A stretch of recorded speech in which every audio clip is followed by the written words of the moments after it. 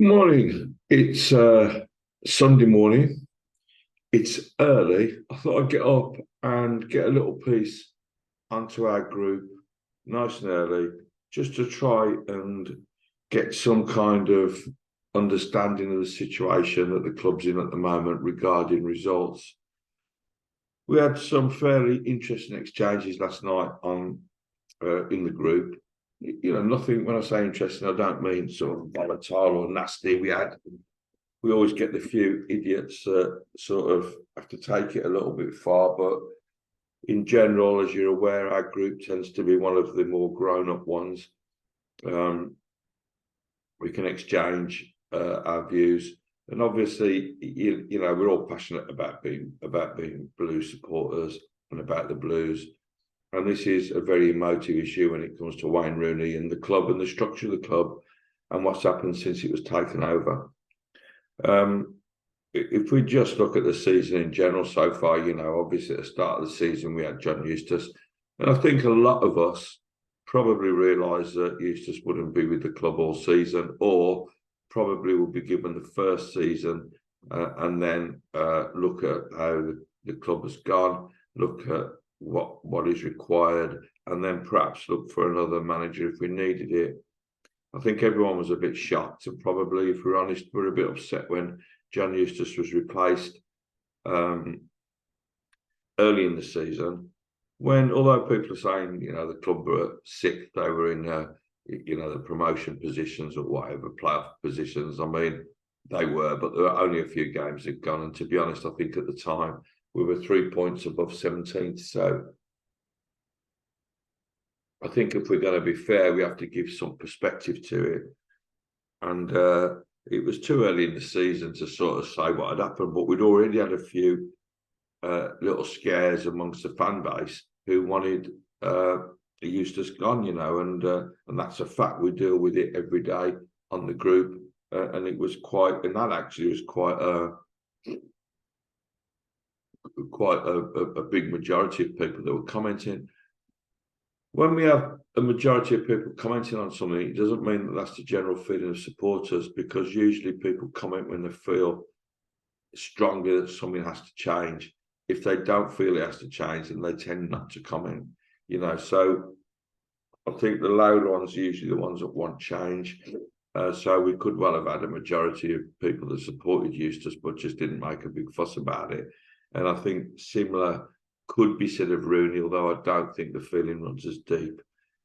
There were some scares, of course, during one of the international breaks when it was thought that Glasgow Rangers were coming in for John Eustace, which was really just a bit of that was just a bit of press talk in a quiet time in the close season. Rangers hadn't sacked Beale.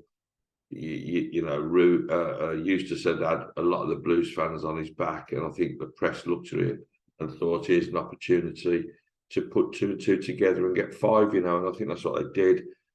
So it went from a position of people wanting Rooney out, Eustace out, to suddenly when they thought that Rangers were coming in for him.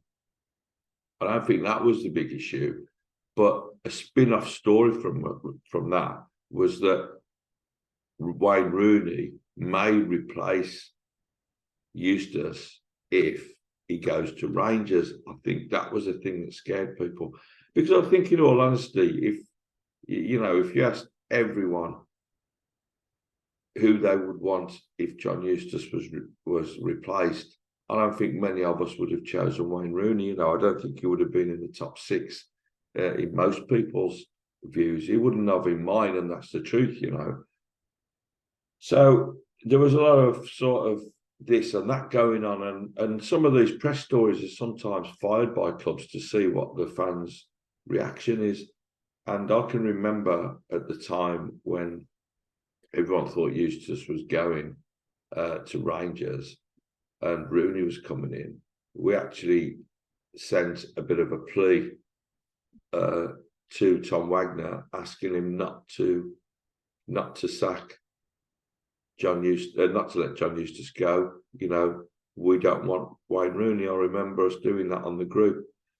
So He's come quite a long way from then. As we know, John Eustace was unceremoniously sacked a couple of months ago, the circumstances of which apparently weren't brilliant. I don't know enough about it to comment on it.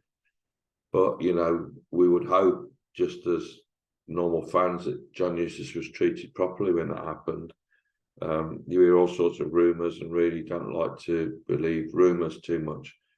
So if, you know, when John went, a couple of days passed and I think everyone knew what the inevitable was going to happen. Wayne Rooney had left his job in the USA, his contract had run out. And I think everyone put 2 and 2 together, but this time we got 4 and Wayne Rooney was announced as a new manager. Now, you got to think that if all of us as football supporters and Birmingham supporters didn't want Wayne Rooney, the majority of us didn't because, well, I don't know. I mean, this is me guessing. I speak to a lot of Blues fans, as you know, and I don't think I've spoken to one that would have chosen Wayne Rooney had they been given the opportunity. Now, well, people at the same time were making stupid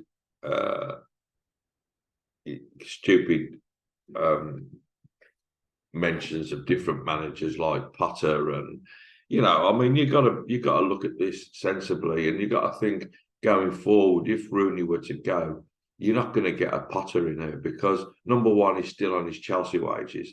What happens now when managers go to try and work with FFP? Is instead of paying them lump sums now, they tend to just continue the contract. So they remove them. If you want, they put them on gardening leave, but they continue to pay the wages until they find another job, and then that stops. So that's what Potter's doing at the moment, you know, and you can understand why he hasn't gone straight into another job because no one can pay him what Chelsea are paying him. So, you know, people like Potter are off the range. You know, I think if Blues did go for someone, they'd probably look for someone.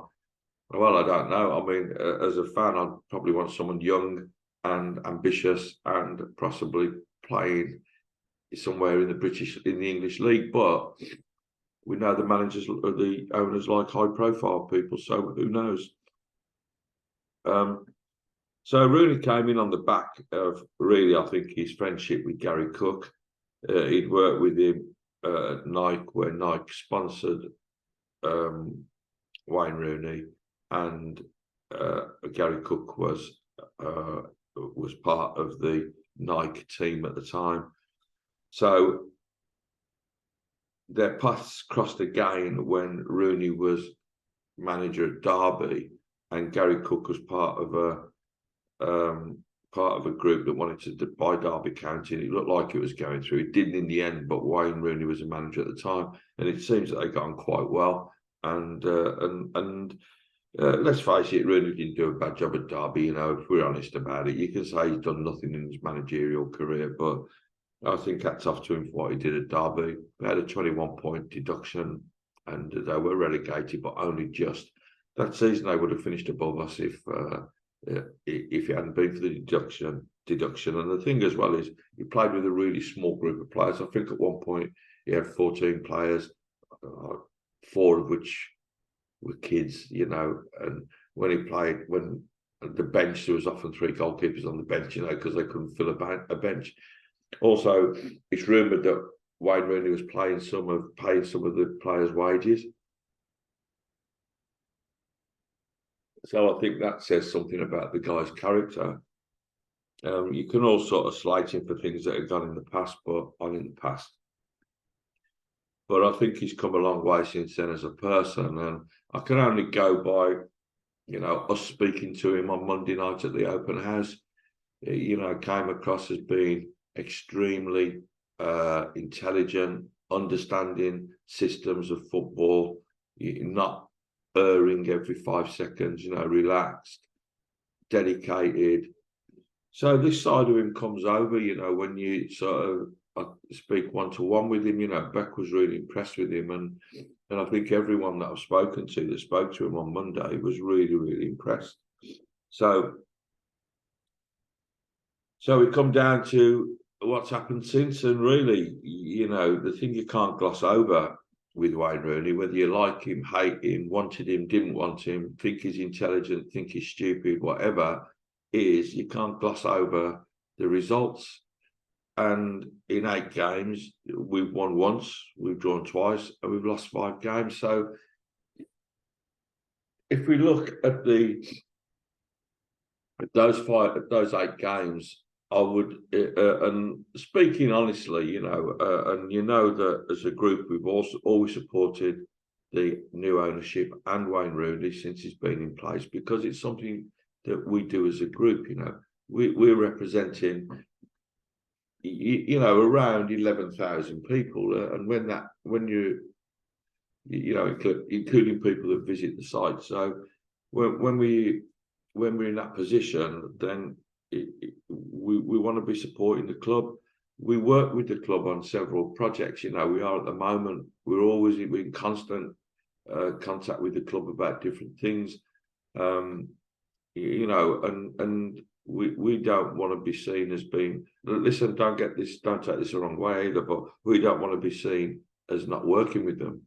But you know me well enough to know that I'm not scared to confront the club, and we had a very bad couple of weeks in terms of our relationship a few weeks ago when we were trying to help the Justice for the 21 group. So, you know, we personally as a group were at loggerheads with the club, but eventually, you know, we overcame that issue, and the club were big enough, you know, to leave our invite for last Monday's place. I didn't cancel it. So, and to be honest, you know, when Beck was up there, she had a nice chat with Jeremy Dale, and I've spoken to Jeremy Dale, and everyone's sort of nice and happy now.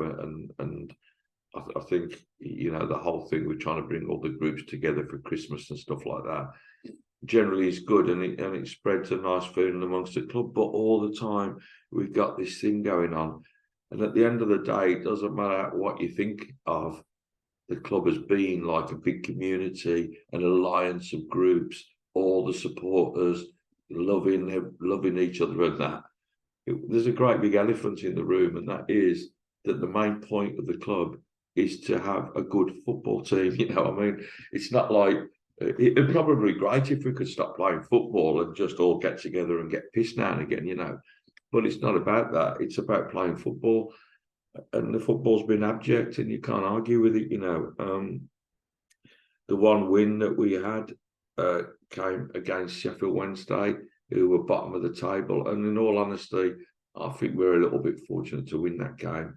I think towards the end of the game, if someone had said to me, "What, you know, who do you think is going to score next?" I would have said Sheffield Wednesday, because I think they, at that point, were the better side. We've had 2 draws. One of them, I think, we were really unfortunate not to win.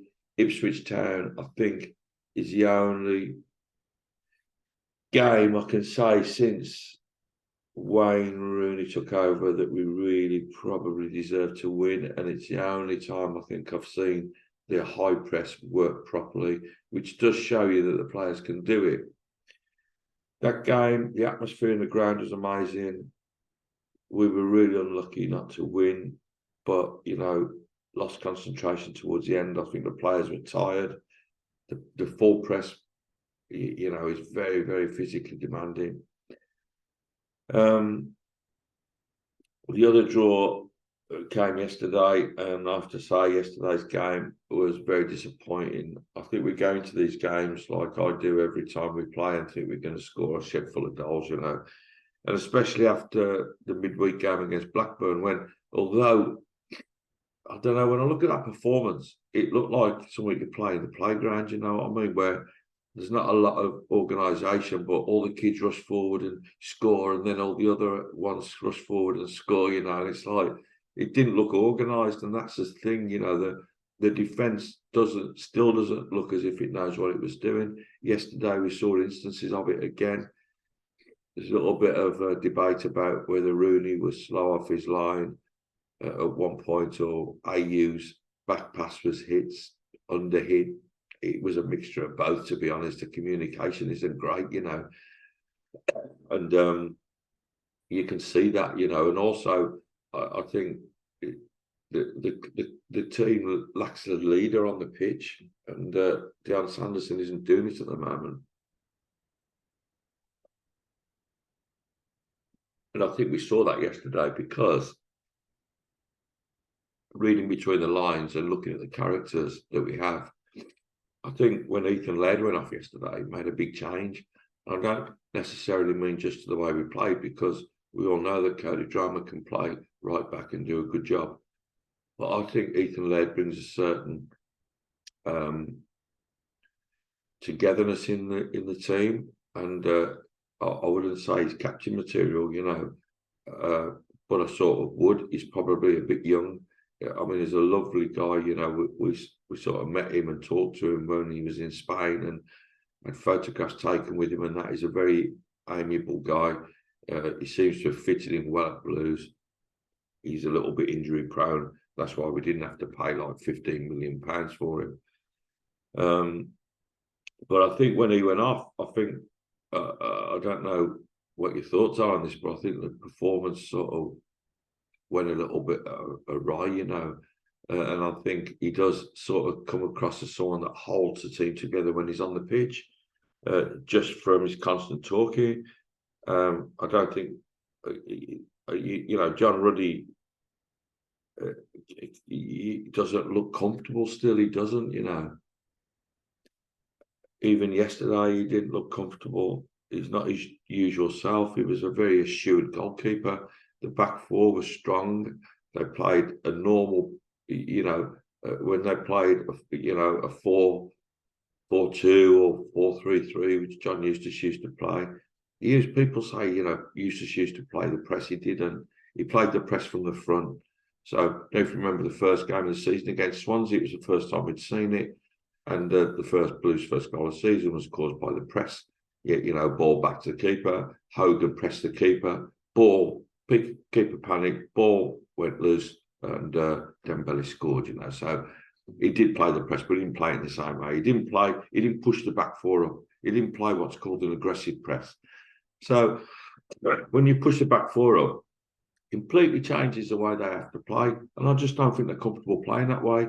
And that's not to say they're not good enough to play that way, or, you know, I would say fitness definitely comes into it, but these are good defenders, but they just can't play that way. I think Buchanan and Laird can play that way, but none of our centre-halves seem to be coping with it.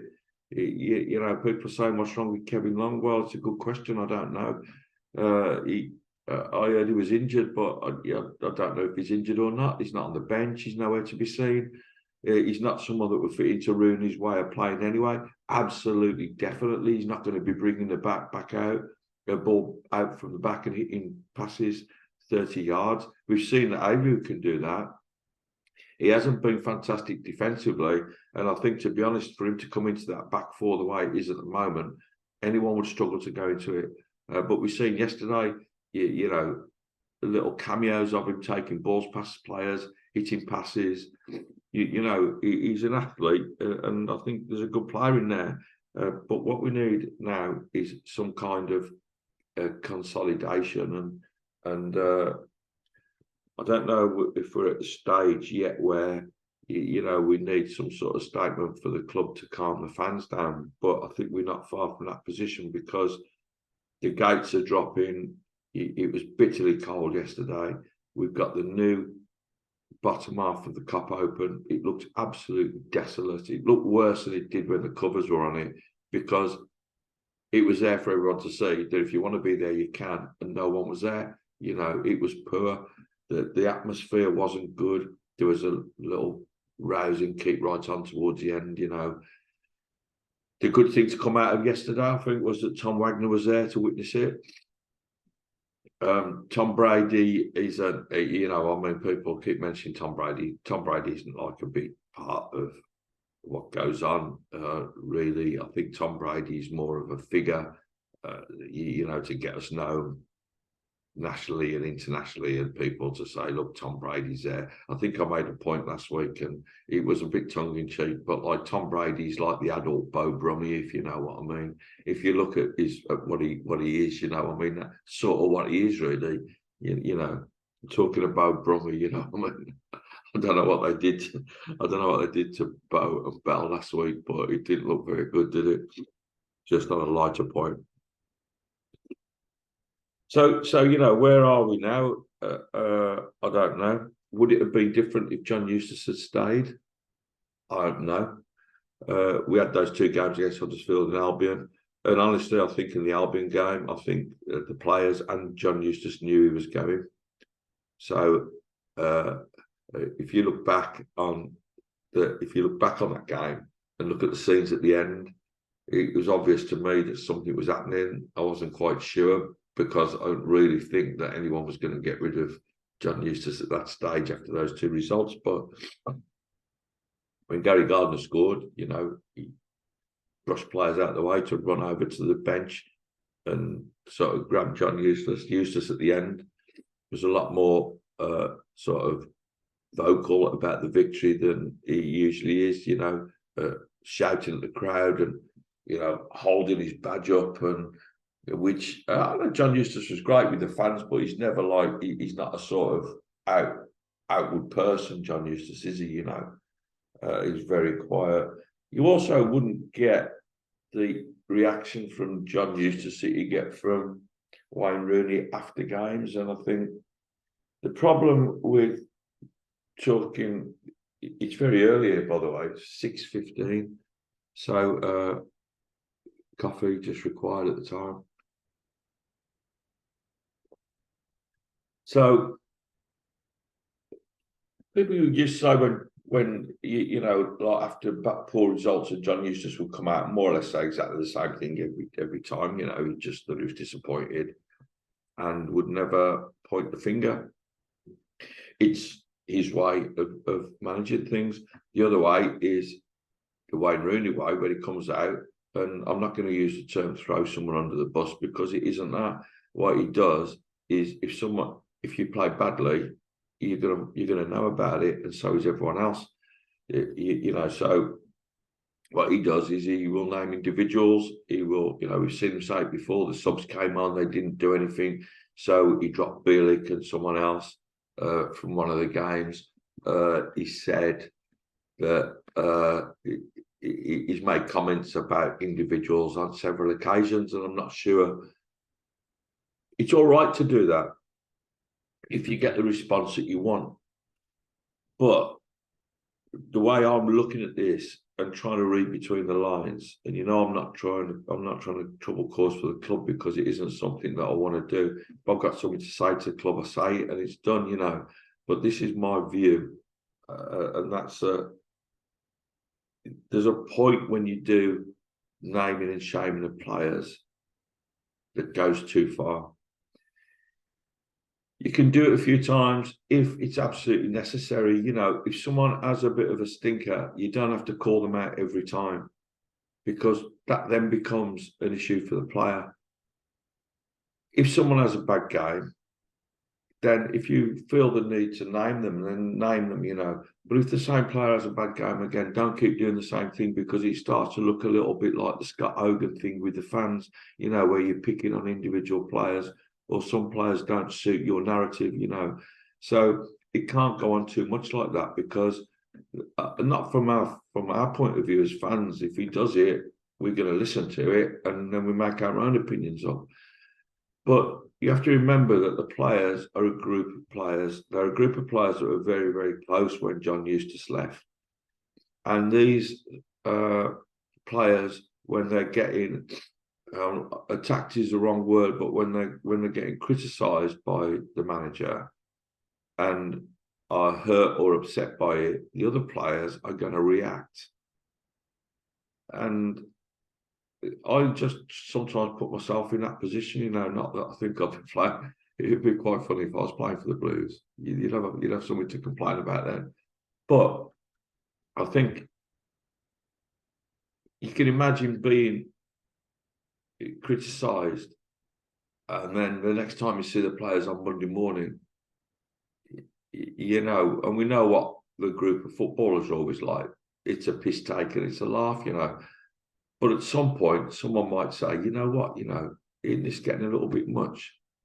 You know, and then other players probably defend him or they talk about it, and it just causes a bit of an undercurrent then. And then you get this wedge between manager and players. And yesterday's post-match presser, which I didn't want to say a lot about yesterday in the group, I mean, he's basically saying that the players that we have can't perform, you know. And I mean, I don't know if that's a reflection of him or the players, but we know the players can perform because we've seen them perform before. They're not performing, you know, in a way that's going to get us promoted this season, but we know that that team that we have and those players that we have, we've got some good players. We've made some really good signings in the close season, and I've been at pains to say several times before that it looks to me as if those players were signed with the pressing game in mind. You know, and make of that what you will.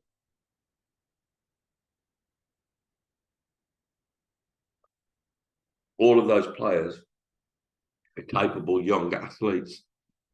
I know we've yet to see a couple of, well, we've yet to see Tyler Roberts, a few of the others of Keshy Anderson injured.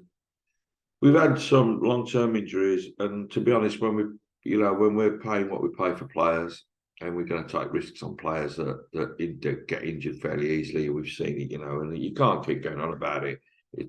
That's we're shopping at Woolworths at the moment, you know, and you just got to accept that. But this thing about the dressing room, you know, when you come out in a presser and tell the world that the team you've got can't do it, they're not good enough. Number one, it's going to affect the confidence. And number two, they're going to wonder about what sort of future they've got.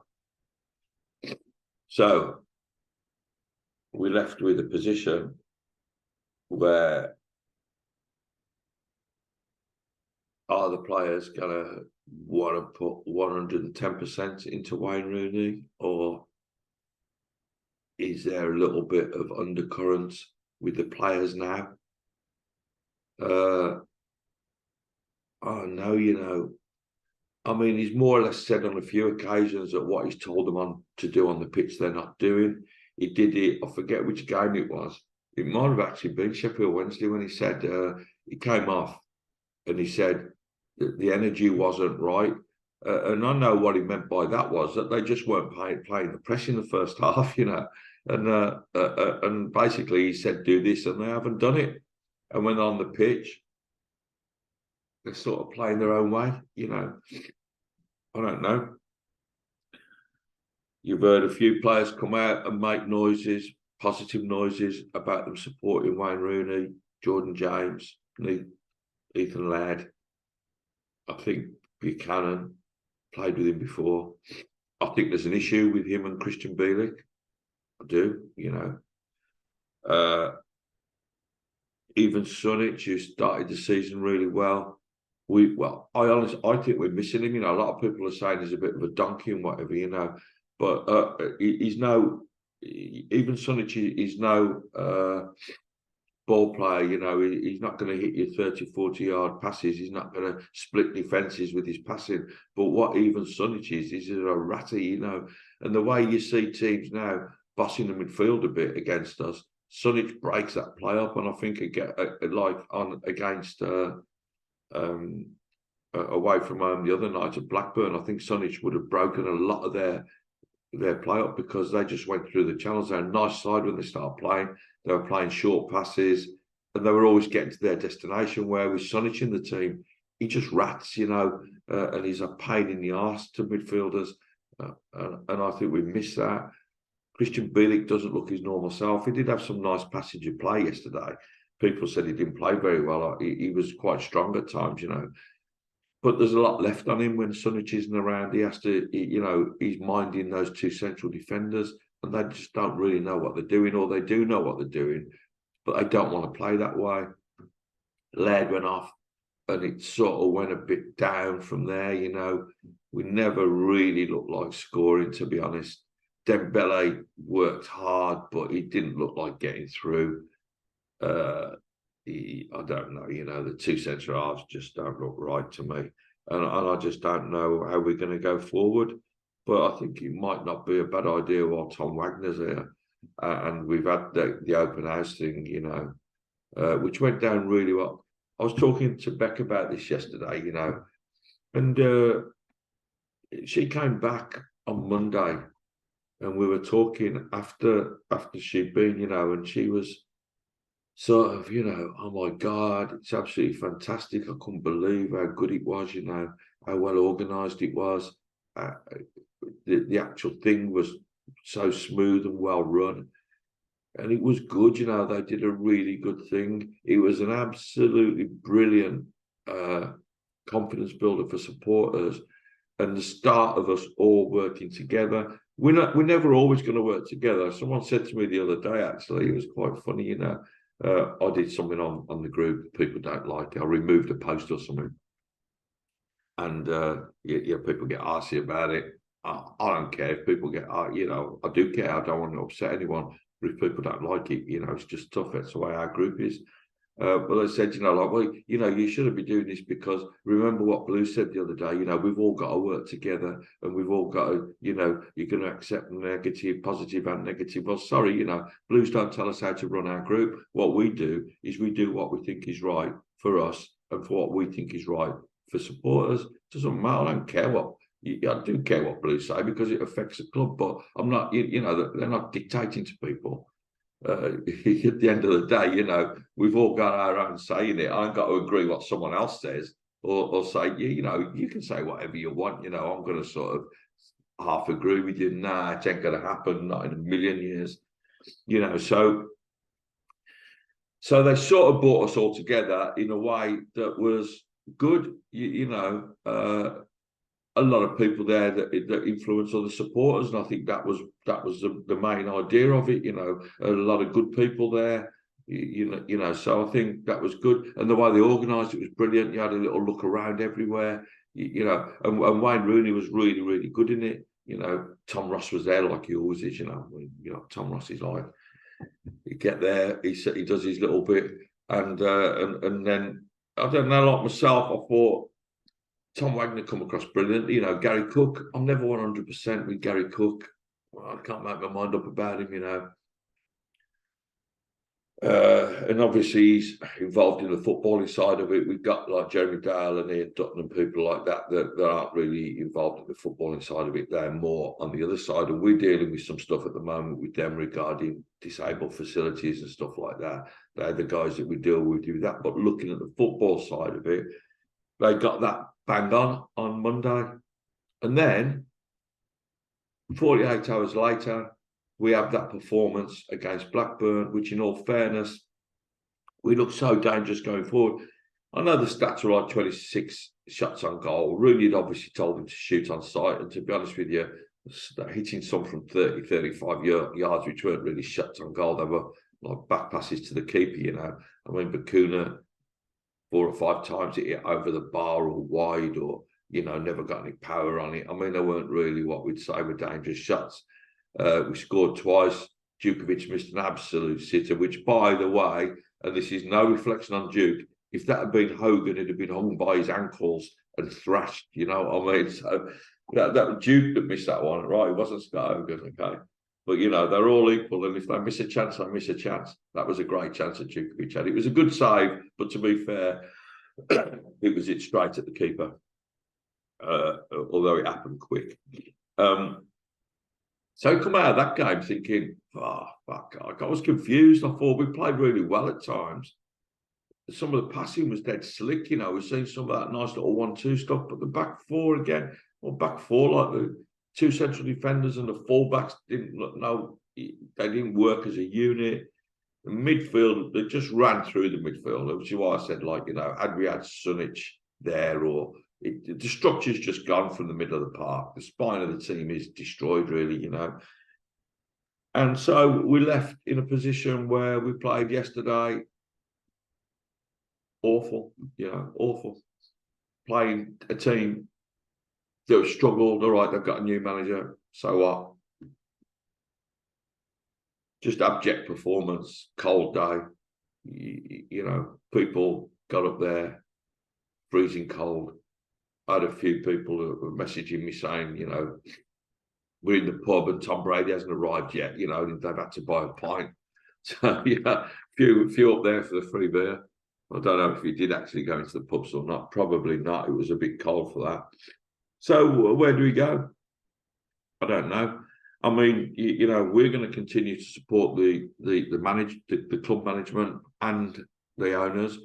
But I've done this little podcast to give you some idea of how we feel about it and how I feel about it personally. I've spoken to Beck, and she sort of, I think, is with me on this. We had a chat about it last night, and I think it's got to a stage where you have to sort of sometimes, you know, I'm never one to stand on something. You know, if the situation changes, obviously you're allowed to change your mind. I haven't changed my mind. We're still backing them, but I think something has to be done soon, one way or the other. You have to say, listen, you know, Wayne Rooney's not going anywhere, and if we lose the next, you know, we've got Coventry and Leicester coming up. You know, if that, I'm just thinking, what happens if we lose the next two games now? So how far do we let this go before something stops?